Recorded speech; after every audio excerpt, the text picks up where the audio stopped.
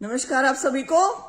कल पंचकुला में एक सांकेतिक रोष मार्च निकाला जाएगा। सेक्टर 5 से सेक्टर 7 तक बीच में जाया जाएगा एचपीएससी के ऑफिस, जहां ज्ञापन दिया जाएगा। ये रोष मार्च निकाला जाएगा पीजीटी के अभ्यर्थियों द्वारा। एसडीओ, पंचायत राज, वेटरनरी सर्जन इत्यादि उन सभी युवाओं द्वारा, एचपीएससी के अभ्यर्थियों द्वारा जो 50% व नेगेटिव मार्किंग की कंडीशन से नाखुश हैं।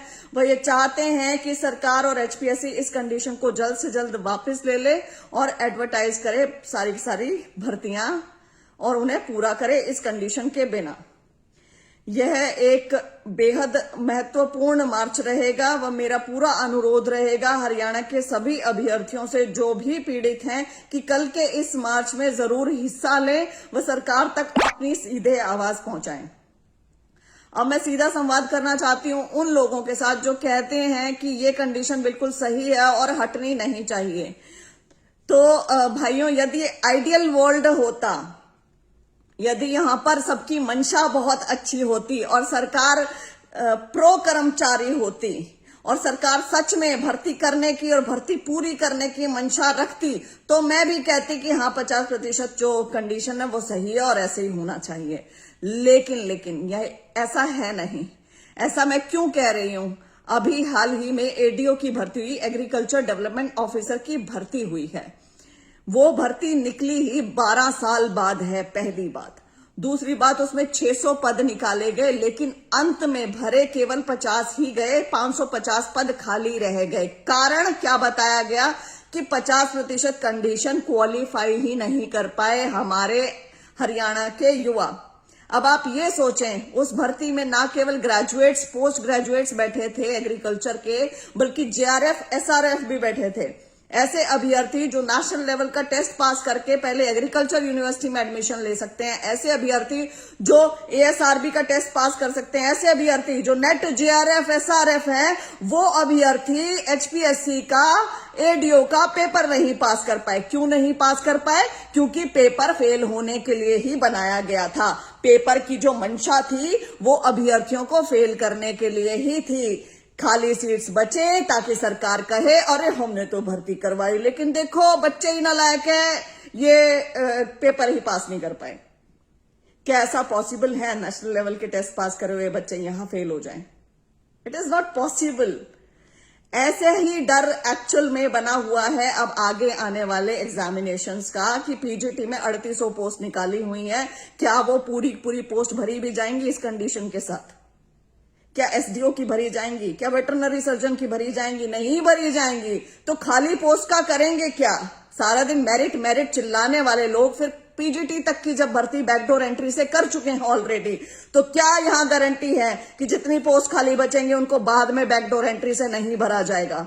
क्या गारंटी है एडीओ की 550 पोस्ट जो खाली बची हैं उसका ये दोबारा एग्जामिनेशन ले लेंगे प्रो मेरिट पीपल और उसे बैकडोर से नहीं भरेंगे?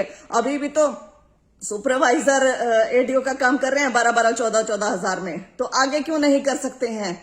मैं सारा दिन जब मेरिट की बात करती हूं, मैं सारा दिन जब ये कहती हूं कि हाँ मेरिटोरियस बच्चे, हार्ड वर्किंग बच्चे का चयन होना चाहिए और मैं ही इस कंडीशन के खिलाफ हूं, तो क्यों हूं? कोई ना कोई कारण तो होगा। तो कारण है ये जो मैंने आपको जस्ट अभी बताया है। तो इसके खिलाफ, इसके विरुद्ध हर एक हरियाणवी का खड़े होने का फर्ज भी बनता है, आवाज उठाने का फर्ज बनता है। और कल ये आवाज बहुत सारे अभ्यर्थी मिलकर उठा रहे हैं जिनको मेरा संपूर्ण पूरी तरीके से सपोर्ट रहेगा। इसमें मैं मीडिया कर्मियों को भी अनुरोध करूंगी कि कृपया करके इसकी पूरी कवरेज करें, सारे हरियाणा को बताएं, सारे हरियाणा को कहूंगी कि इसको मैक्सिमम शेयर करें। जो ये बच्चे कल करेंगे, यहां पर युवा जाकर करेंगे, आपको मैक्सिमम लोगों को बताना है, कहना है कि हरियाणा में ऐसी चीज हो रही है। ये इतना महत्वपूर्ण विषय है कि ये आने वाली विधानसभा में भी उठना चाहिए, तरीके से उठना चाहिए, सामने से सवाल किए जाने चाहिए सत्ता पक्ष से, मुख्यमंत्री साहब से, उप मुख्यमंत्री साहब से कि एक्चुअल में आप चाहते क्या है हार्डवर्किंग बच्चे से।